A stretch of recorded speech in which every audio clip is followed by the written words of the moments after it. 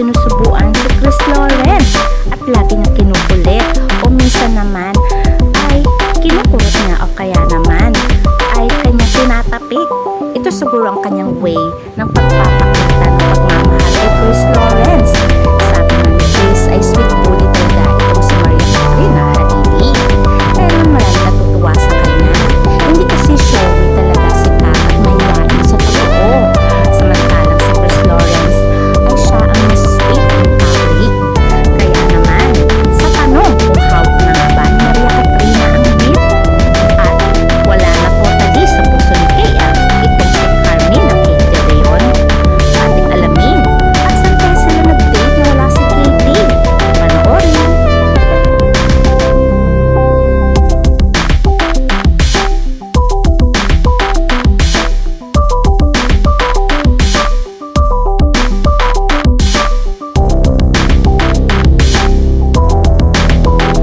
Alam naman natin sa mundo ng showbiz, kilala si Katrina Halili. Isa sa pinakamaganda, sexy at pinakamagaling na kontrabida. At hindi lamang yan, marami na rin siyang napatunayan talaga. Hindi lamang bilang ina, artista, bagkus isa rin entrepreneur dahil sa dami ng kanyang negosyo. Pero syempre, sa kasikatan ngayon ng KKK family, ay marami ang napapaisip kung nagkabalikan na nga ba sila ni Chris Lawrence. Kasi sabi nga niya noon, may mga bagay-bagay talaga na hindi dapat kailangan sabihin lahat. At sabi nga din niya ay what you see is what you get.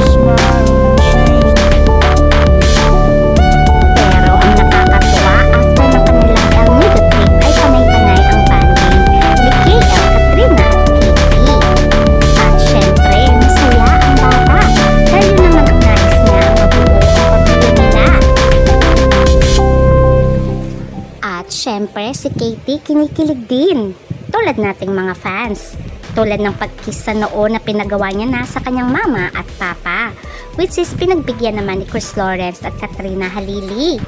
Kita kasi sa kasiyahan niya ang pagiging sweet lalo sa kanyang mga magulang at ang kanyang kilig pag nakikita niyang magkasama lagi ang kanyang mama at papa. O diba? Kung ano-ano na nga ang nais niya ipagawa sa kanyang mga magulang. Kaya tuloy itong si Katrina Halili at Chris Lawrence ay ginagawa ang lahat para nga mabuo ang kanilang pamilya. Pero syempre alam naman natin na single na ngayon si Chris Lawrence at inamin niya na rin nang liligaw siya ngayon kay Katrina Halili. At itong si Katrina ay unti-unti na rin niyang pinubuksan muli ang kanyang puso para kay KL.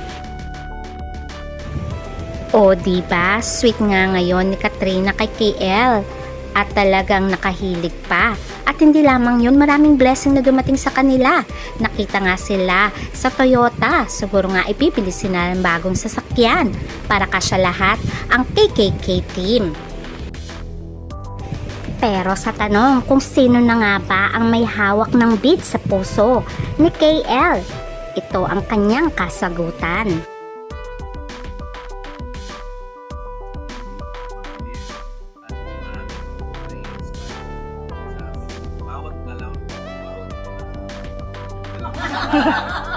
Sino may hawak ng beat, kuya?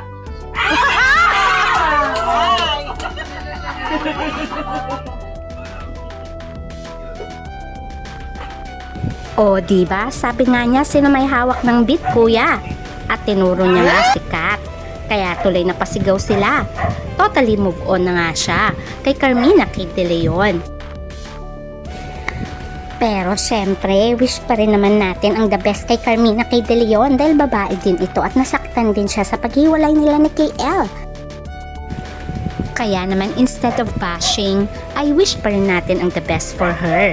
At ganun din lalo kay Katrina Halili. Recently nga ay spotted sila sa isang wellness. At binibiro pa nga ni Kat itong si KL na lagi daw siyang sinusundan. Sabi naman ni KL na taon lang na may schedule din siya sa health and wellness. O diba, sabi ni Kat, quiet. At ang nakakatuwa pa, ganito talaga si Kat. Hindi kasi siya showy. Sweet bully nga siya. Ito ang way ng pagpapakita niya ng pagmamahal kay Chris Lawrence na inamin naman ni Chris na talagang sweet bully talaga ito. Pero syempre sanay na si KL kay Kat. Kaya nga naman minahal niya ito ng todo. Dahil kahit ganun naman siya, ay sa totoong buhay ay napakamaalaga at mapagmahal itong si Katrina Halili. Yun din ang sinasabi ng kanyang mga kaibigan. Mabait daw ito talaga sa personal kahit na puro kontrabida roles lamang ang kanyang ginagampanan. Kaya naman tuloy-tuloy ang kanyang blessing, mapapelikula, teleserye at hindi lamang yun. Pati negosyo niya ay nagbo-boom talaga. Ngayon makikita rin na unti-unti niya nang binubuksan ng kanyang puso muli kay Chris Lawrence dahil consistent nga din si Chris Lawrence sa pag-support sa kanila ni Katie. Hindi lamang sa Katie's Palm, pagkus ang presence ni Chris Lawrence palaging nandyan. Pag nasa taping si Katrina ay siya ang nag-aalaga kay Katie. Hanapin ni KL na malapit lang ang kanyang kondo sa bahay ni Kat, 7 minutes lang pag walang traffic. Kaya panay-panay ang banding nila. Wish nga lang ng mga fans. At ganun din nga si Katie na sana ay ang Papa Chris Lawrence niya ay sa bahay na ng mama Kat niya nakatira. O diba?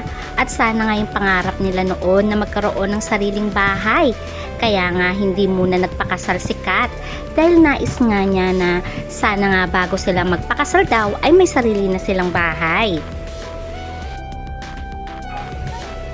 Kung ating babalikan ay wala naman third party involved sa kanilang hiwalayan noon, bagkus immaturity lamang, kaya madali na lang ibalik ang kanilang dating pagtitinginan, which is unti-unti na yatang bumabalik, pero sinisekreto lang nila dahil may mga bagay-bagay na sila na lamang ang nakakaalam, which is nire-respeto naman natin yon.